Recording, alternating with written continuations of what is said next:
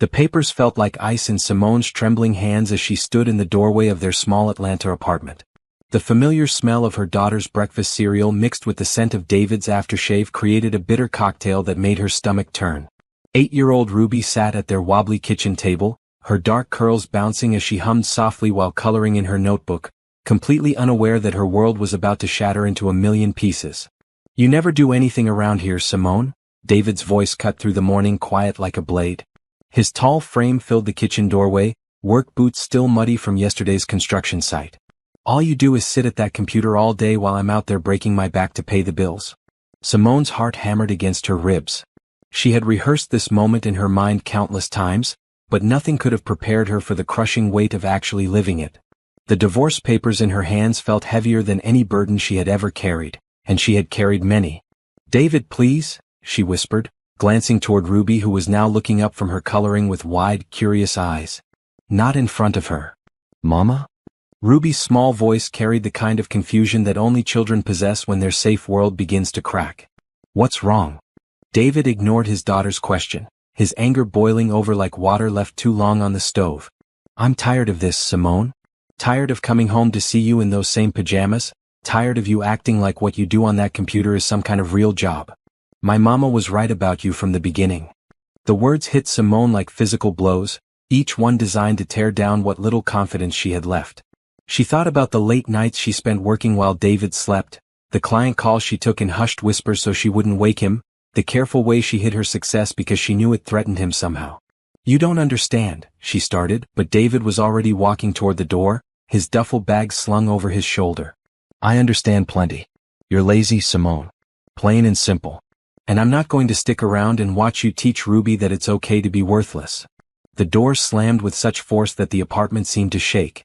Ruby's coloring book fell to the floor, crayons scattering like confetti at a celebration nobody wanted to attend.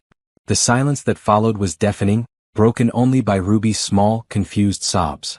Simone dropped to her knees beside her daughter, pulling her into a fierce embrace. Ruby's tears soaked through her old cotton t-shirt as the little girl clung to her like a lifeline. "Is Daddy coming back?" Ruby asked between hiccups. Simone closed her eyes, fighting back her own tears. How do you explain to an 8-year-old that sometimes the people who are supposed to love you the most are the ones who hurt you the deepest? How do you tell your child that her father thinks her mother is worthless when that same mother has been quietly building an empire? "I don't know, baby," Simone whispered into Ruby's hair. "But we're going to be okay. I promise you that." As Ruby cried in her arms, Simone's phone buzzed with a text message. She glanced at it briefly and saw it was from Jerome, her business partner. "Congrats on the Henderson contract. That puts us at $450K for the quarter. Celebration dinner tonight?" The irony was almost laughable. While David was calling her lazy and worthless, she had just closed the biggest deal of her career. While he was breaking his back for $40,000 a year, she was quietly making more than 10 times that amount from her home office. But the victory felt hollow now, tainted by the sound of her daughter's breaking heart and the echo of David's cruel words still ringing in her ears.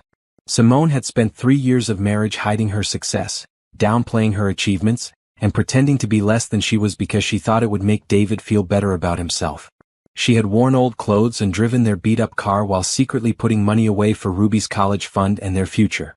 She had endured his mother's snide comments about her being too comfortable, and his friends' jokes about how he needed to put her to work. All this time she had been protecting his pride while slowly dying inside. "Mama, are you sad?" Ruby asked, pulling back to look at her mother's face with those wise eyes that seemed too old for her young face. Simone wiped away a tear she hadn't realized had fallen. "A little, baby. But sometimes being sad helps us figure out how to be happy again." Ruby nodded solemnly as if this made perfect sense to her 8-year-old logic.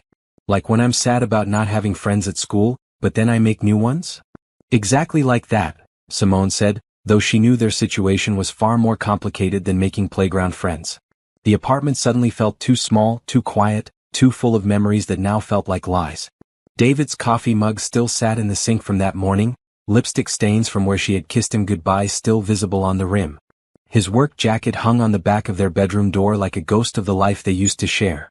But maybe, Simone thought as she held her daughter close, this wasn't an ending at all. Maybe this was the beginning of something better, something real, something where she didn't have to hide who she really was or apologize for her success. The divorce papers lay scattered on the floor where she had dropped them, but they no longer felt like ice in her hands. They felt like freedom. 3 weeks had passed since David walked out, and Simone's small apartment had transformed from a home filled with tension into a peaceful sanctuary. Ruby had adjusted better than Simone expected, though she still asked about her father every few days. The morning routine had become their special time together, with Ruby helping her mother organize her home office while chattering about school and friends. "Mama, why do you have so many computers?" Ruby asked, carefully dusting the monitors that lined Simone's desk. Simone smiled, watching her daughter handle the expensive equipment with the care of someone much older. "Because Mama's job is to help other companies fix their computer problems. Each one of these helps me work with different clients." "Like Mrs. Thompson's computer at school that's always freezing?" "Exactly like that, but for big companies with lots of employees." Ruby nodded thoughtfully, then paused in her dusting. "Daddy said you don't have a real job." The words hung in the air like smoke, and Simone felt that familiar tightness in her chest. She knelt down beside Ruby, choosing her words carefully. "Sometimes adults don't understand each other's work, baby. What matters is that we take care of each other and we're honest about who we are." That afternoon, after dropping Ruby at school, Simone drove to her mother's house in Sweet Auburn. Gloria Henderson lived in the same neat brick house where Simone had grown up, the front porch still decorated with the same rocking chairs and flower boxes that had been there for 20 years. "I knew this was coming," Gloria said as soon as Simone walked through the front door. Her mother had always possessed an almost supernatural ability to read situations before they fully developed. "How?" Simone asked, settling into the familiar comfort of her childhood kitchen while Gloria poured sweet tea into mason jars. "Because I watched you shrink for 3 years, baby girl. Watched you make yourself smaller and smaller until I almost couldn't recognize the daughter I raised." Gloria sat down across from her, her dark eyes gentle but firm. "That man never deserved you. I thought if I didn't make him feel bad about the money differences, if I kept quiet about my work, maybe we could make it work." Gloria reached across the table and took her daughter's hand. "Simone Marie, you listen to me. Your great-grandmother cleaned white folks' houses so your grandmother could go to college. Your grandmother taught school for 30 years so I could become a principal. I worked 2 jobs so you could get that computer science degree. We didn't sacrifice all that so you could hide your light under a bushel for some man's fragile ego." The truth of those words settled in Simone's bones like warmth from a long-awaited hug. "He's asking for alimony," Simone said quietly. "And custody of Ruby." Gloria's jaw tightened. "On what grounds?" "He claims I can't provide stable financial support because I don't have a real job." Simone almost laughed at the absurdity. "His lawyer is arguing that my consulting work is unreliable income." "And what did you tell your lawyer?" Simone hesitated. "I haven't told her about the real numbers yet.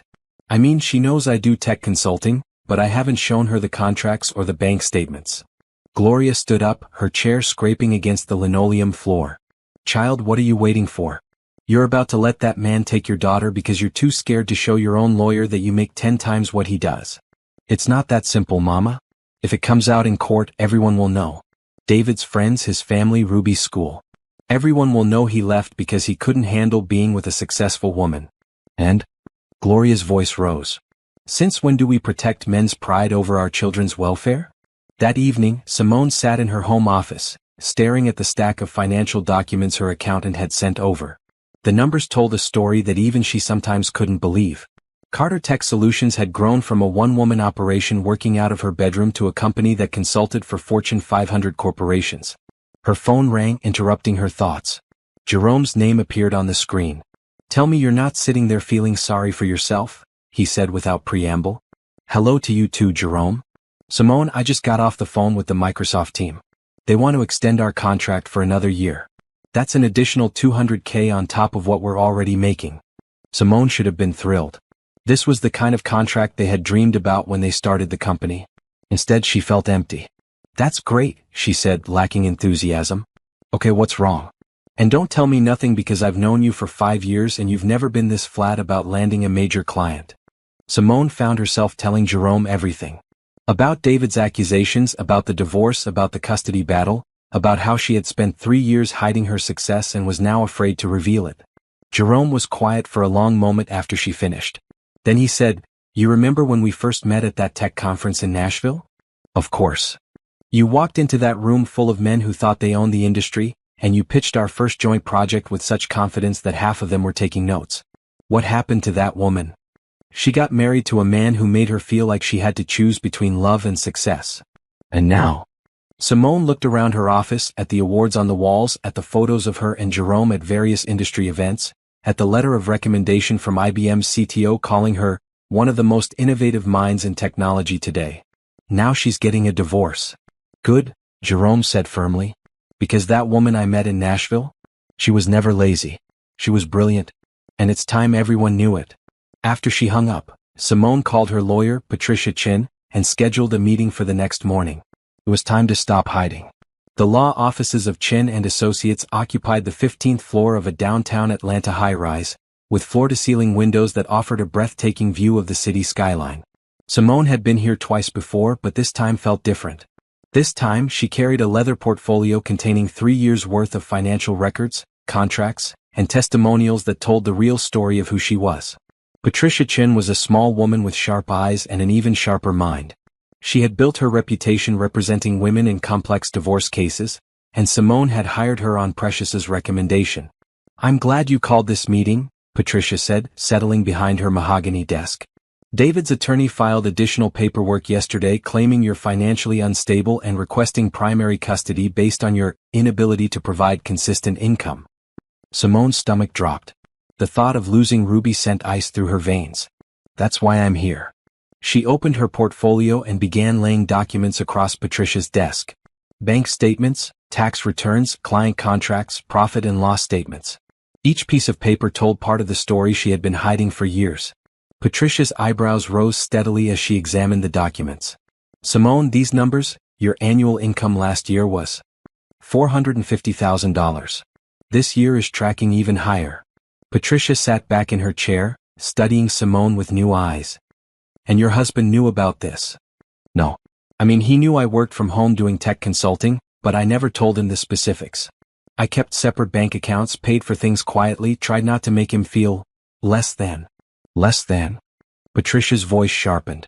"You mean you hid the fact that you're in the top 5% of earners in this country to protect your husband's feelings?" When Patricia said it like that, it sounded even more absurd than it felt. "David's a good man," Simone said automatically, then stopped. "Was he?" "Good men didn't call their wives lazy and worthless. Good men didn't abandon their children because their pride was hurt. I thought he was a good man." Patricia leaned forward, her expression gentle but firm. "Simone, I need you to understand something. In Georgia, financial ability is a significant factor in custody determinations. The fact that you can provide Ruby with educational opportunities, healthcare, stability, and a secure future will weigh heavily in the court's decision. But what about David? What happens to him when all this comes out? That's not your responsibility anymore. Your responsibility is to your daughter." That afternoon, Simone picked Ruby up from school and took her to their favorite spot in Piedmont Park. They sat on a blanket under an oak tree while Ruby worked on her homework and Simone tried to find the words to explain what was happening. "Mama, Jasmine's daddy had to move out too," Ruby said without looking up from her math worksheet. "She says it's because her parents couldn't stop fighting." "Is that what you think happened with Daddy and me?" Ruby considered this seriously. "Kind of. But also, I think Daddy didn't understand your job. Like when I didn't understand fractions until Mrs. Thompson explained them different." The simplicity of her daughter's perspective was both heartbreaking and profound. "Ruby, what if I told you that Mama's job is actually really important? That I help big companies solve really complicated problems, and they pay me a lot of money because I'm good at it?" Ruby looked up, her eyes bright with interest. "Really? Like superhero money?" Simone laughed for the first time in weeks.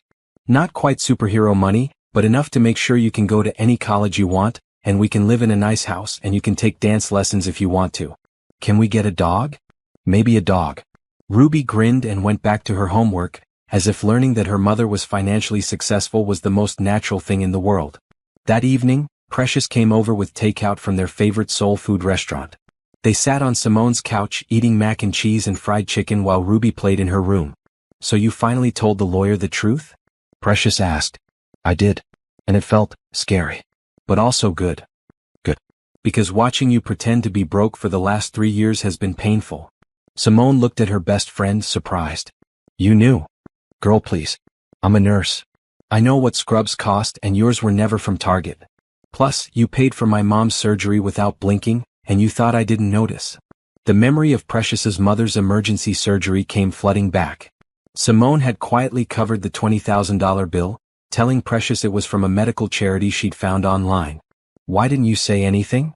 Because you weren't ready to hear it. But David leaving might be the best thing that ever happened to you. Now you can stop hiding who you really are. What if people think I was wrong to hide it? What if they think I should have been honest from the beginning? Precious set down her fork and looked at Simone seriously. Baby, you did what you thought you had to do to keep your family together. That's not wrong, that's human.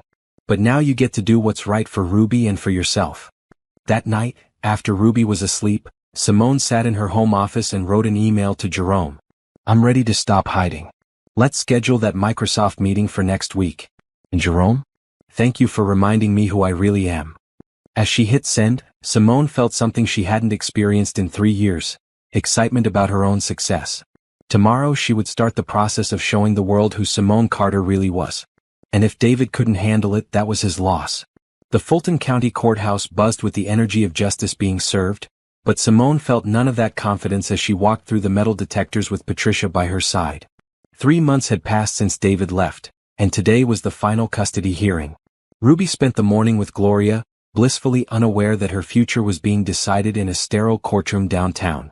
David sat at the defendant's table with his lawyer, Marcus Powell, a man known for his aggressive tactics in family court. David wore his best suit, the navy blue one Simone had bought him for their wedding, and he looked every inch the wronged husband seeking justice. Remember, Patricia whispered as they took their seats, stick to the facts. Your success speaks for itself. Judge Patricia Davis entered the courtroom with the bearing of someone who had seen every possible variation of family drama. She was a black woman in her 50s who had built her reputation on fairness and cutting through emotional manipulation to find the truth. We're here today to determine custody arrangements for Ruby Carter, age 8, Judge Davis announced. Mr. Powell, you may present your client's case. Marcus Powell stood, his posture radiating confidence. Your Honor, my client David Carter is a hard-working construction foreman who has been the primary breadwinner for his family for 3 years. Mrs. Carter claims to work from home, but our investigation shows that her income is sporadic and unreliable. He presented a folder to the judge. These documents show that Mrs. Carter's supposed consulting business consists mainly of small, irregular payments. She has no steady employment, no traditional workplace, and no supervision structure that would indicate stable, long-term earning potential. Simone's heart sank as she realized they had somehow obtained partial financial records, possibly from an old bank account she rarely used for small freelance jobs. Furthermore, Powell continued, Mrs. Carter has demonstrated a pattern of deception regarding her financial status. She has hidden information from my client throughout their marriage, suggesting an inability to maintain honest communication necessary for co-parenting. David nodded along, playing the role of the betrayed husband perfectly. Mr. Carter seeks primary custody with reasonable visitation for Mrs. Carter, along with alimony to help offset the financial burden of single parenthood. Patricia stood when it was their turn.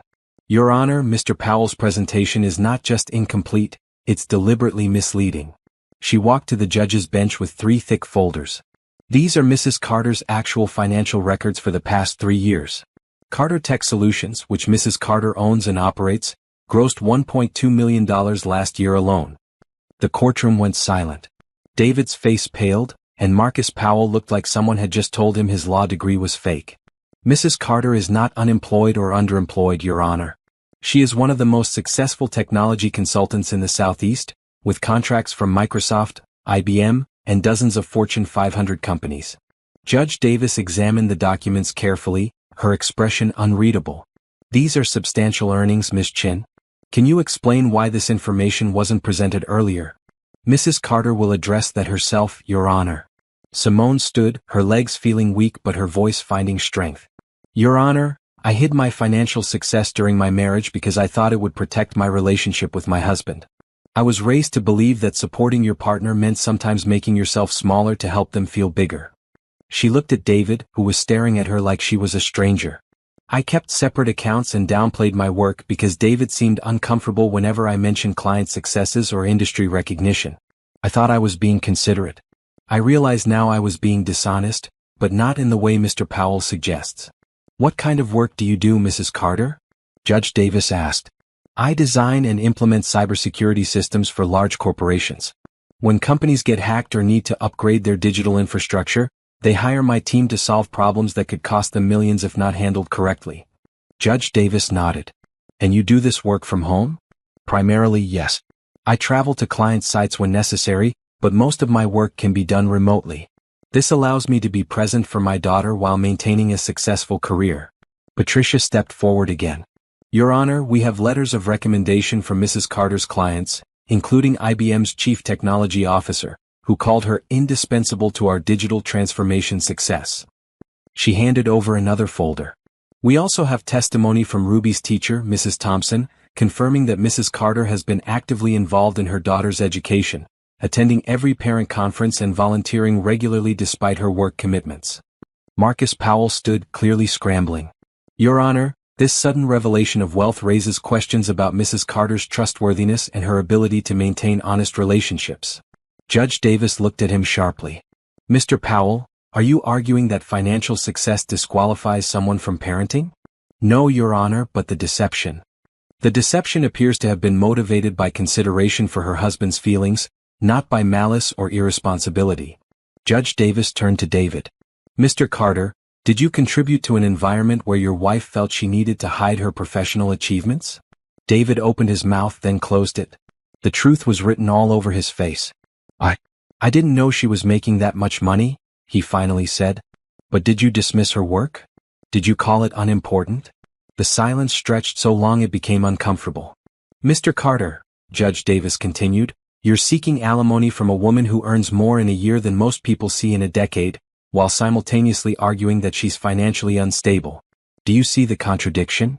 David's lawyer whispered something in his ear, but David shook his head. I was wrong, David said quietly. I didn't understand what she was doing, and instead of asking, I assumed. I called her lazy when she was building something incredible. The admission hit Simone like a physical blow. After months of anger and hurt, hearing him acknowledge the truth brought unexpected tears to her eyes. Judge Davis reviewed the documents one more time, then looked up. Based on the evidence presented, I'm awarding primary custody to Mrs. Carter, with liberal visitation rights to Mr. Carter.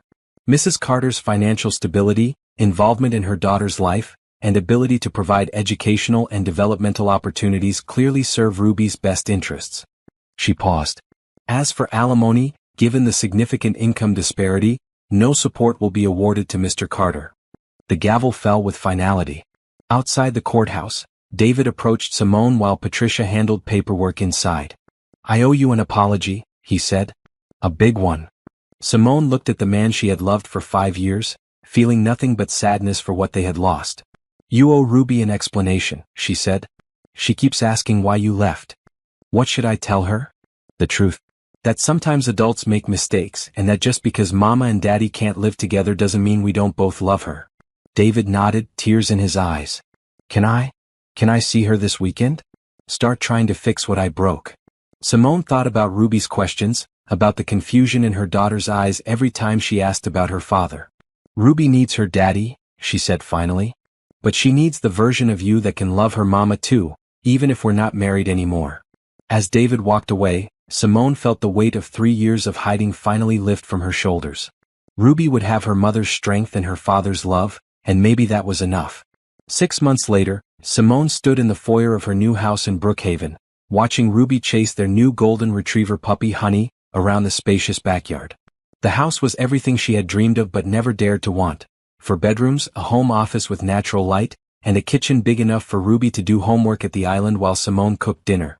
This place is incredible, Precious said, joining her at the window with 2 glasses of lemonade. And you bought it with cash? Jerome thought it was crazy, but I wanted Ruby to have stability. No mortgage means no matter what happens with the business, she'll always have a home. The business had exploded after the divorce became public. Word spread through Atlanta's tech community about the brilliant consultant who had been hiding her success, and suddenly everyone wanted to work with the woman who had been consulting for Fortune 500 companies from her apartment. Carter Tech Solutions now employed 12 people and had a waiting list of potential clients.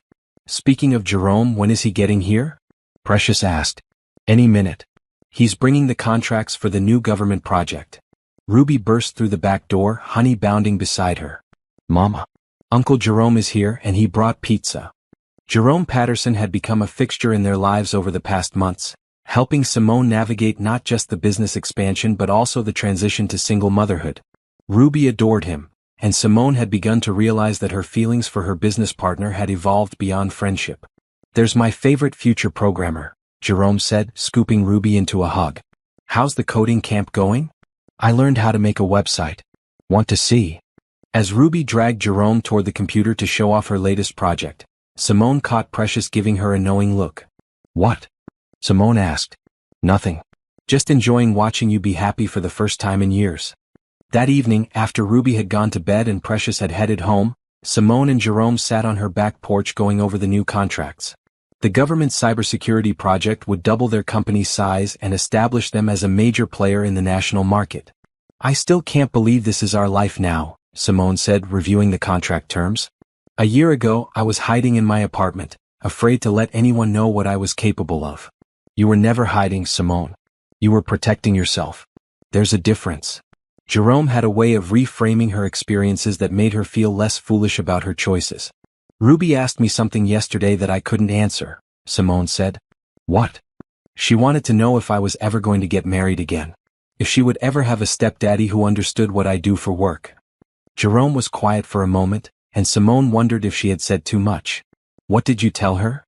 "I told her that the most important thing was for her to be around people who respect and support each other. That she should never settle for anyone who makes her feel like she has to be less than she is."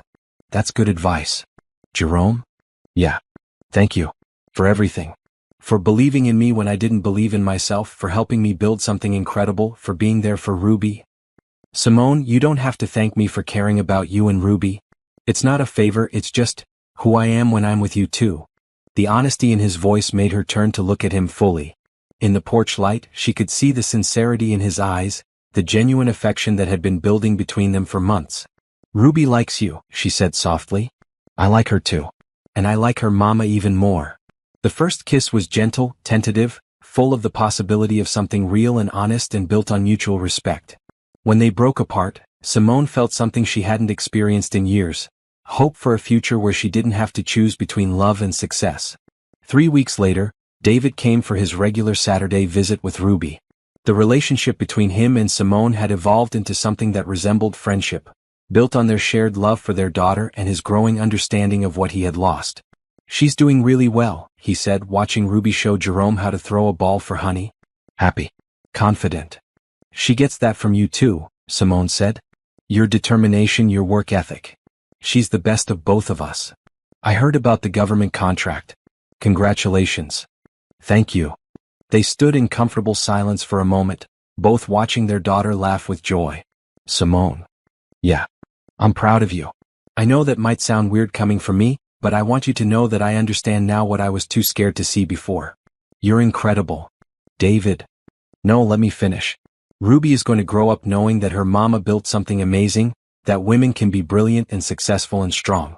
That's the gift you're giving her that I was too insecure to appreciate." As David left that evening, Ruby hugging him goodbye and promising to call him during the week, Simone felt the last piece of anger and hurt finally dissolve. They would never be a family again, but they could be something better.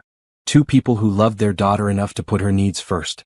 That night, as Simone tucked Ruby into her new bedroom, her daughter asked the question that had been lingering in both their minds.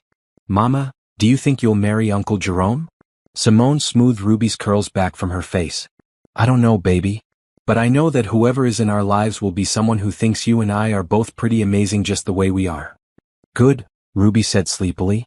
"Because we are amazing." "Yes," Simone agreed, kissing her daughter's forehead. "We absolutely are." As she turned off the light and headed to her own room, Simone's phone buzzed with a text from Jerome. "Sweet dreams to the two most important women in my life." For the first time in years, Simone fell asleep smiling, no longer afraid of her own success, no longer hiding her light under anyone else's shadow. She was Simone Carter. Mother, entrepreneur, and finally, proudly herself. The divorce that had felt like an ending had become the beginning of the life she was always meant to live.